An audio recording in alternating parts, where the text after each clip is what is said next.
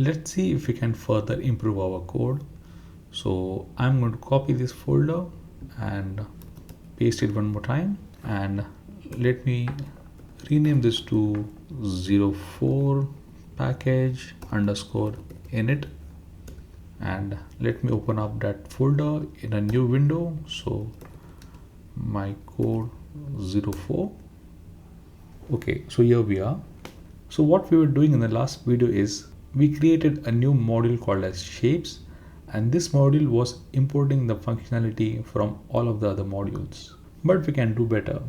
Instead of creating a new module, we can simply take all of this imports, let us copy them, and let us put all of these things inside my init file.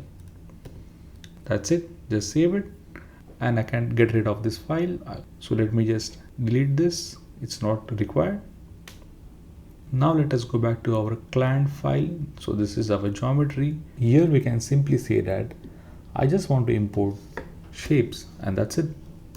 Just save a file and everything should work just as before. So let me try to run this file, and still we have the right output. So what's happening is we are just importing the entire package, and since we have all of the modules which are imported inside our init method, we can have access to all of them right over here. So this init method just acts like a constructor for your entire package. So it's similar to our classes. We were using the same naming convention to have a constructor for our class. The same thing goes over here, but here we are constructing a package instead of a class, and that's about it.